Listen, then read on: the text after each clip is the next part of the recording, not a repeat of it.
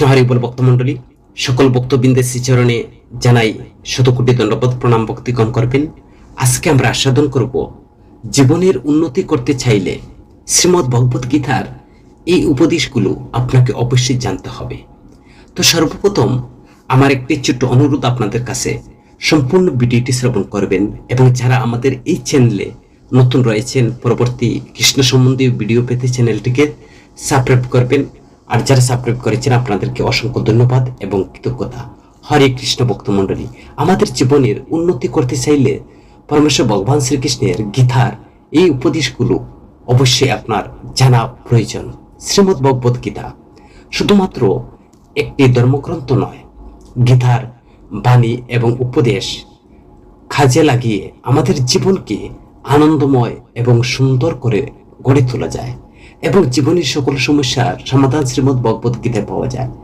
কুরুক্ষেত্রের প্রান্তরে নিশ্চিত যুদ্ধের প্রাক্কালে পরমেশ্বর ভগবান শ্রীকৃষ্ণ এবং অর্জুনের মধ্যকার যে আলোচনা গীতাতে বর্ণিত হয়েছে।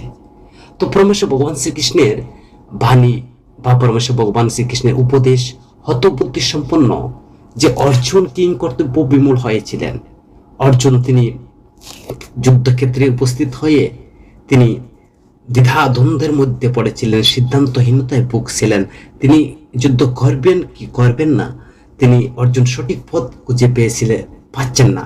তখন তিনি ভগবান শ্রীকৃষ্ণের শরণাগত হন এবং ভগবান শ্রীকৃষ্ণ সেই বাণী এবং উপদেশ প্রদান করেন এবং কিং কর্তব্য বিমূল অর্জুন তখন তিনি সঠিক পথ খুঁজে পেয়েছিলেন।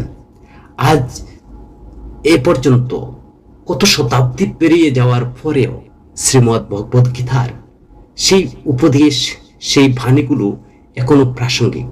জীবন সম্পর্কে আমাদেরকে গীতার কি কি বাণী প্রদান করে পরমেশ্বর ভগবান শ্রীকৃষ্ণ, তিনি আমাদের জন্য সেই উপদেশগুলো ভগবত গীতায় দিয়েছিলেন। পরমেশ্বর ভগবান শ্রীকৃষ্ণ বলছেন, জীবন না ভবিষ্যৎ আছে আর না আছে অতীত, জীবন তো কেবল এই মুহূর্ত আছে আর এই মুহূর্ত অনুভব করাকেই জীবন বলে। পরমেশ্বর ভগবান শ্রীকৃষ্ণ বলেন, যেসব ইচ্ছাকে ত্যাগ করে দেয় এবং আমি আমার লালসাপূর্ণ ভাবনা থেকে মুক্ত হয়ে যায়, সে একমাত্র প্রকৃত শান্তি লাভ করতে পারে। পরমেশ্বর ভগবান শ্রীকৃষ্ণ আরো বলেন অর্জুনকে, অনেকে মনে করেন যে সংসার কাজকর্ম ত্যাগ করাই হলো সন্ন্যাস। কাজ মাত্রকে তারা বান্ধব বা দুঃখের বা বন্ধন বলে মনে করে, তাই সকল কর্মই কাজকে পরিত্যাগ মনে করে। কিন্তু তারা ভুল করে। কর্ম ত্যাগ করা নয়, কর্মফলের লোভকে ত্যাগ করাই হলো আসল ত্যাগ বা সন্ন্যাস বলে। পরমেশ্বর ভগবান শ্রীকৃষ্ণ বলেন যে নরকের তিনটি দরজা হলো এই যে কামনা, ক্রোধ এবং লোভ, এই তিনটি হচ্ছে নরকের দরজা। পরমেশ্বর ভগবান শ্রীকৃষ্ণ উপদেশ প্রদান করেন, যখন কোনো ব্যক্তি তার লক্ষ্যকে প্রাপ্ত করে ফেলে তখন তার জীবনে সব দুঃখ গুছে যায় এবং জীবনের নতুন আনন্দ এবং খুশি এসে ভরে ওঠে। যার কাছে সুখ দুঃখ মান অপমান সবই সমান, সে এইরকম সিদ্ধ পুরুষ। পরমেশ্বর ভগবান শ্রীকৃষ্ণ বলেন, দুর্বলই কেবল ভাগ্যের দোষারোপ করে আর বীর ভাগ্যকে অর্জন করে। যে কোনো ব্যক্তি যা চায় জীবনে সেটা হতে পারে, আর যদি সে বিশ্বাসের সাথে সেই বিষয়ের উপর চিন্তা করে তো কর্ম করে যাও, ফলের চিন্তা করো না। পরমেশ্বর ভগবান শ্রীকৃষ্ণ বলেন, হে অর্জুন, অহংকার ভাবই মানুষের মধ্যে বিভিন্নতার সৃষ্টি করে, আর অহংকার অভাব থাকলে পরমাত্মার সাথে যে বিভিন্নতার কোনো কারণ থাকে না। যেটা ঘটতে চলেছে সেটা ঘটবেই, আর যা ঘটবে না তো কখনোই ঘটবে না। এইরকম নিশ্চয়তাপূর্ণ মনোভাব যার মধ্যে আছে তাকে দুশ্চিন্তা কখনো কষ্ট দিতে পারে না। পরমেশ্বর ভগবান শ্রীকৃষ্ণ বলেন, হে অর্জুন, বাহ্যিক বস্তু ত্যাগকে বাস্তবিক ত্যাগ বলে না, আন্তরিক ত্যাগ হচ্ছে প্রকৃত ত্যাগ। আমাদের কামনা, মমতা, আসক্তি হচ্ছে বন্ধনযুক্ত, কিন্তু তা সংসারের নয়। পরমেশ্বর ভগবান শ্রীকৃষ্ণ আরো বলেন, আত্মার জন্ম নাই, না কখনো মৃত্যু হয়, শরীর নষ্ট হয়ে গেলেও আত্মা কখনো নষ্ট হয় না। আমরা এই জগতে খালি হাতে এসেছি এবং খালি হাতে চলে যাব। যা কিছু আজ তোমার সেটা অন্য দিন অন্য কারো ছিল, পরশু সেটা আবার কার হয়ে যাবে। আজ যে বলে প্রসন্ন, সেটা তোমার দুঃখের কারণ হবে। পরমেশ্বর ভগবান শ্রীকৃষ্ণ বলেন, যখন সত্যের সাথে অসত্যের লড়াই হয়, তখন সত্য একা দাঁড়াতে অসত্যের বাহিনী হয়ে বিশাল, কারণ তার পিছনে মূর্খ, লোভী, স্বার্থপর, বিশ্বাসঘাতকতা থাকে। পরমেশ্বর ভগবান শ্রীকৃষ্ণ আরো বলতেন, কাজ করো, ফলের কথা ভেবো না, ফলের কথা না ভেবে কর্ম করে যাও। আর এর মাধ্যমে শুভ জনহিতকর কাজের কথা বলা হয়েছে। বর্তমান জীবনে গীতার এই উপদেশ আমাদের মেনে চলা উচিত। যা হয় ভালোর জন্যই হয়। অতীত নিয়ে আমাদের দুঃখ করার কিছুই নেই, ভবিষ্যৎ নিয়ে অহেতুক কোনো চিন্তা নয়। বর্তমান যা ঘটেছে সেটা ভালোর জন্য ঘটছে। খারাপ সময় এলে হতাশ হবেন না, মনে রাখবেন যা ঘটছে সেটা ভালোর জন্যই ঘটছে, কাজেই হতাশ হবেন না। খারাপ সময়ে কালো মেঘ কেটে দ্রুত ভালো দিনের আবির্ভাব ঘটবে। আত্মা ও শরীর সম্পর্কে অগ্নি, জল, বায়ু, পৃথিবী এবং ভূম, এই পঞ্চভূত বা উপাদানে আমাদের রক্ত মাংসের শরীরের তৈরি। এটাকে পঞ্চভৌতিক দেহ বলে। এর ক্ষয় আছে, তার শরীরের অন্তর্ভুক্ত যে আত্মা, যার ক্ষয় নেই। দেহের মৃত্যু আছে, কিন্তু আত্মা অমর। আত্মা তৃপ্তির জন্য আমাদের কর্ম করা উচিত। আমরা এই পৃথিবীতে জন্ম হয়েছে, আমরা জন্ম হওয়ার সাথে সাথে এই জগতে এসেছি, কিন্তু আমরা শূন্য হাতে এসেছি। কোন একটা নির্দিষ্ট লক্ষ্যকে কেন্দ্র করে প্রতিটি মানুষ পৃথিবীতে আসে। তো আমাদের সেই লক্ষ্যটা খুঁজে বের করতে হবে। সেই লক্ষ্যটা কি মনে রাখতে হবে। এই জগতের যে অর্থই অনর্থের মূল, তাই কখনো এই জগতের সম্পদের প্রতি লোভ লালসা থাকতে নেই। আমরা যে লক্ষ্যে এই পৃথিবীতে এসেছি, সেই লক্ষ্যটা অর্জন করা। আমরা যাই উপার্জন করি না কেন, অর্থ, ধন, সম্পদ, তা কিন্তু চিরকাল থাকবে না। যেমন আপনি খালি হাতে এই জগতে এসেছিলেন, আবার খালি হাতে চলে যাবে। তো কুচিন্তাকে প্রশ্রয় দেবেন না। বিভিন্ন প্রেক্ষাপট আমাদের মনে কুচিন্তা বাসা বাঁধে, আর নেতিবাচক ভাবনা সবসময় আমাদের আকৃষ্ট করে। কিন্তু মনে রাখতে হবে, আপনার কুচিন্তা বলি যেন অন্য কাউকে হতে না দেয়। ধ্বংসাত্মক মানসিকতা নিয়ে ভালো মানুষ হওয়া যায় না। ধ্বংস কিন্তু অনিবার্য। প্রতিটি জড় ও জীবের সবকিছুর নির্দিষ্ট জীবনচক্র রয়েছে। কোনো কিছু স্থায়ী বা অমর নয়, এটাই জীবনের মূল সত্য। সবকিছুর পরিবর্তনশীল। এই জগৎটা পরিবর্তনশীল, সদা সর্বদা পরিবর্তন। সময়ের সঙ্গে সঙ্গে মানুষও বদলে যায়, সমাজের বিকাশ হয়। মনে রাখবেন, পরিবর্তনই হচ্ছে একমাত্র ধ্রুব সত্য। জীবনকে শান্ত, নিয়মবদ্ধ, অর্থপূর্ণ বা পরিপূর্ণ করতে চান, তাহলে শ্রীমদ্ ভগবদ গীতার যে মূল শিক্ষা আমাদের প্রতিদিন জীবনের দারুণভাবে সে কাজ করবে। কর্মে আপনাকে সদা সর্বদা মনোযোগ দাও, কিন্তু ফলের মধ্যে নয়। নিজের কর্তব্য বা কর্মপূর্ণ নিষ্ঠা বা সম্পূর্ণ মনোযোগ দিয়ে সে আপনার কর্তব্যনিষ্ঠ কর্ম করে যাও, কিন্তু ফল নিয়ে কখনো দুশ্চিন্তাগ্রস্ত হবেন না। এতে মানসিক চাপ কমবে। অন্তত পক্ষে প্রতিদিন কিছু সময় গীতা, ভাগবত, শাস্ত্র শ্রবণ করুন, পাঠ করুন। ভাব বা গীতা পাঠের বা শাস্ত্রীয় বা সাধুদের, সন্তদের বাণীগুলো আপনার সেই মর্ম হৃদয়ের মধ্যে সেই ভাবগুলোকে শ্রবণ করে আপনাকে সেই আধ্যাত্মিক এবং আত্মিক ভাবে শক্তিশালী করে তুলতে পারে। মনে শান্ত রাখবেন, এবং মন শান্ত রাখতে ভক্তি আপনাকে বাড়াতে হবে, এবং সর্বোপরি অনাবিল শান্তি অনুভব করতে পারবেন। প্রতিদিন অন্তত পক্ষে ভগবানের নাম জপ করুন, এতে খুব উপকারী। সমস্ত ভাব রাখুন, সুখ দুঃখে, জয় পরাজয়ে, সম্মান অসম্মান, নিজেকে স্থির রাখুন। শ্রীমদ্ ভগবদ গীতা আমাদেরকে শিক্ষা দেয় যে নিজের প্রকৃতি গুণ বুঝুন। রাগ, আলস্য, অহংকার কমিয়ে সৎ বা শতগুণের জীবন গড়ে তুলুন। ত্রিগুণের স্বরূপ অনুভব করতে ত্রিগুণাতীত শ্রীকৃষ্ণের শরণাপন্ন হন। আমি আজ কি শিখলাম, কোথায় উন্নতির দরকার, এইভাবে নিজেকে প্রতিনিয়ত গড়তে থাকুন। আত্মপর্যালোচনা আত্মশুদ্ধির পথের প্রথম ধাপ। শ্রীকৃষ্ণের কাছে পূর্ণাঙ্গ আত্মসমর্পণ করো। প্রতিনিয়ত একজন মানুষ হিসাবে পরিপূর্ণ করে তুলো, এবং এই পথে সদা সর্বদা ভগবত ভক্তি, প্রেম সান্নিধ্যের পথে অগ্রসর হও। কুরুক্ষেত্রের যুদ্ধে অর্জুনকে পরমেশ্বর ভগবান শ্রীকৃষ্ণ যে গীতার উপদেশ দিয়েছিলেন, আর সেই উপদেশগুলো আজকের যুগেও প্রাসঙ্গিক এবং উপযোগী। শ্রীমদ্ ভগবদ গীতার কিছু জ্ঞান যদি ব্যক্তি নিজের জীবনে আত্মসাৎ করে নিতে পারে, তাহলে ব্যক্তির সমস্ত কষ্ট থেকে মুক্তির পথ খুঁজে পাবে। এর ফলে তার অবসাদ মুক্ত জীবনযাপন করতে পারবে। বর্তমানে বাঁচতে শেখো। কিভাবে আপনি বাঁচবেন, অতীত এবং ভবিষ্যৎ নিয়ে কখনো চিন্তা করা উচিত নয়।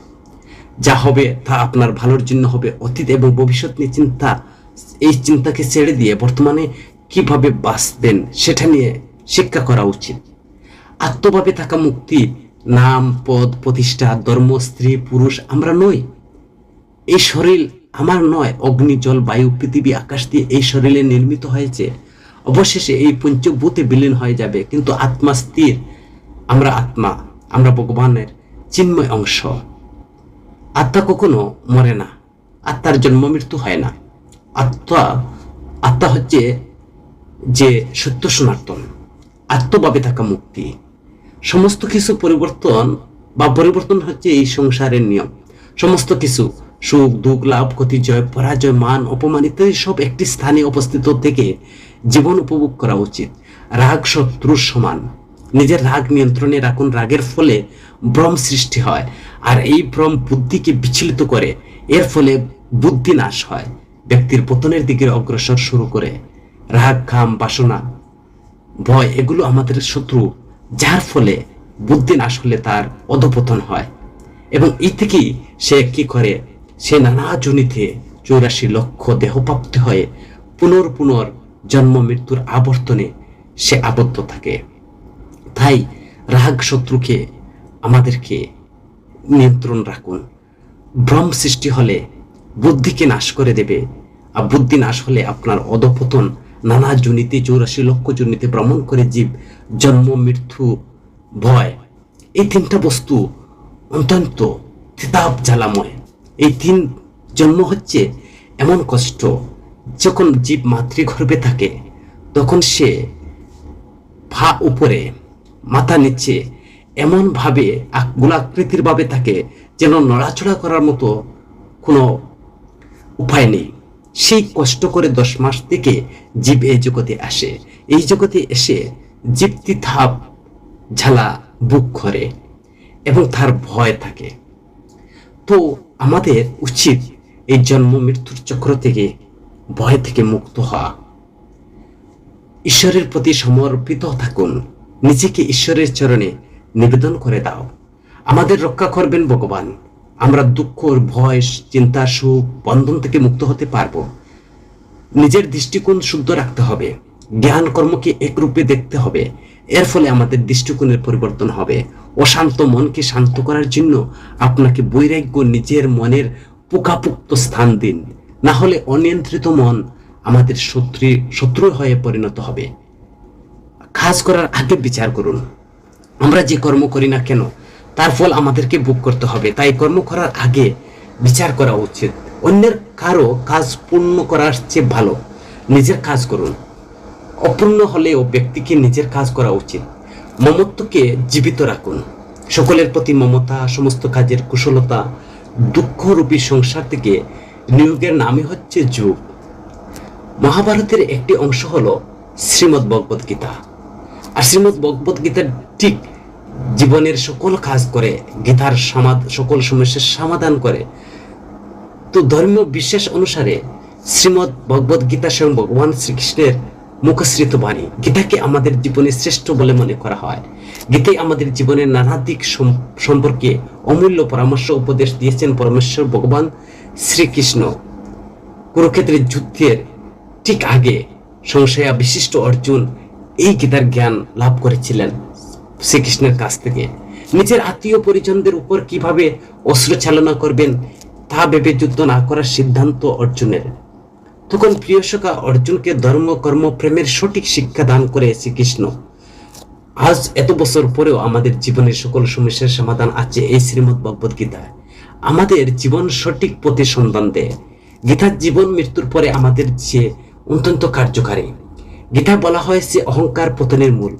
যে জ্ঞান আমাদের মনের অহংকার জন্ম দেয় সেই জ্ঞান আসলে বিষের সমান।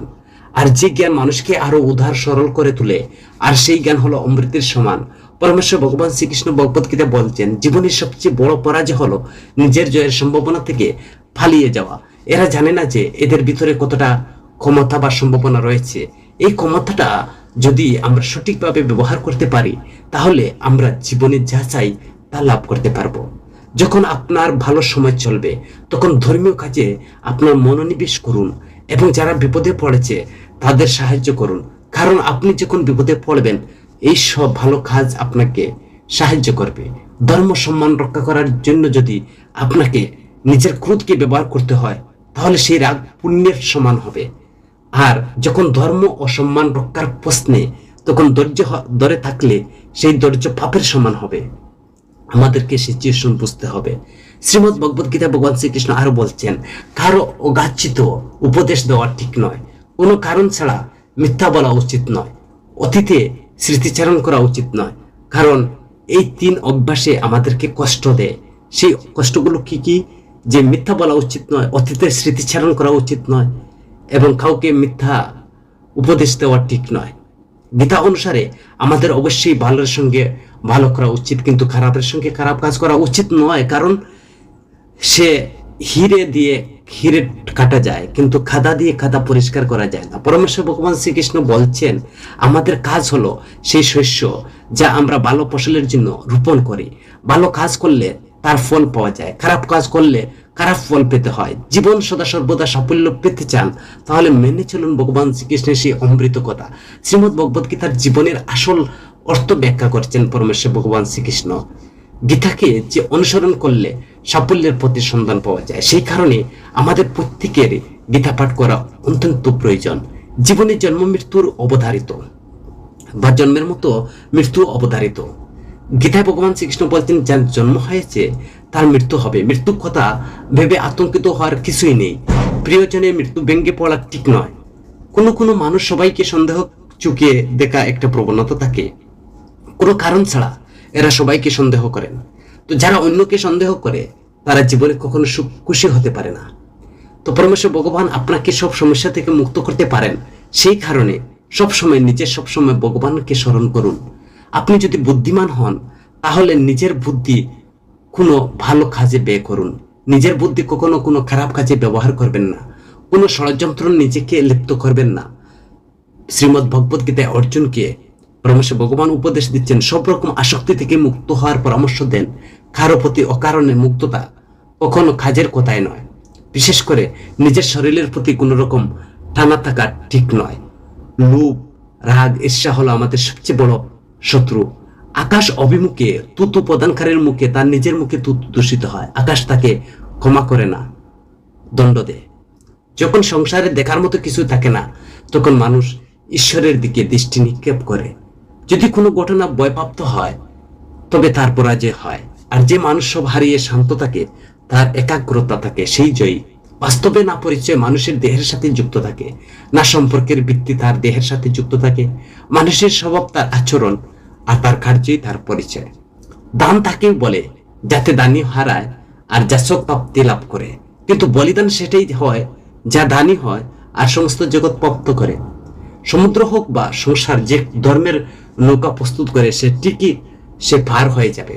রাজনীতি পাশার চালের মতো, যদি পাশার দান পাল্টে যায়, তবে পাল্টা চালটা পাল্টাতে শিখতে দেয়। সময় কখনো মানুষের নির্দেশিত যে পথে চলে না। মানুষ সবসময় নির্দেশিত পথে চলতে হয়।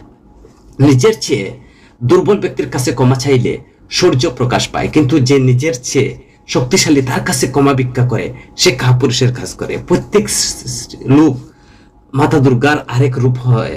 যে ব্যক্তি স্ত্রী লোকের সম্মান করে না, যে সে সামর্থ্য বেতা। ধর্মের উপদেশ দেওয়া যায়, আদেশ কিছুতেই দেওয়া যায় না। সকলকে নিজের ধর্ম এবং স্বয়ং নিশ্চিত করতে হবে। স্বাধীনতা মানুষের স্বভাবজাত, এটা কোনো বস্তু নয় যে কেউ হরণ করবে। চরিত্রের পরীক্ষা তখনই হয় যখন অপরিচিত কার সংস্পর্শে আসা যায়। যে বস্তু সহজে লাভ করা যায়, সেই বস্তুর প্রতি মানুষের মূল্য থাকে না। সুগন্ধ দুর্গন্ধ মানুষের স্বভাবে কখনো গোপন থাকে না। যে বৃক্ষের মূল বৃক্ষকে খাদ্য যোগায়, সে মানুষের গর্ব মানুষকে শক্তি যোগায়। পরিস্থিতি যদি নিজের অনুকূলে না আনতে পারেন, তবে তাকে শত্রু প্রতিকূলে বানিয়ে ফেলুন। অরণ্যের লতা বৃক্ষের কাছে আশ্রয় নেন, তারপর সেই বৃক্ষকে গ্রাস করে ফেলবে। যারা শত্রু হয়, তার সাথে আপনাকে বন্ধুত্ব করতে হবে।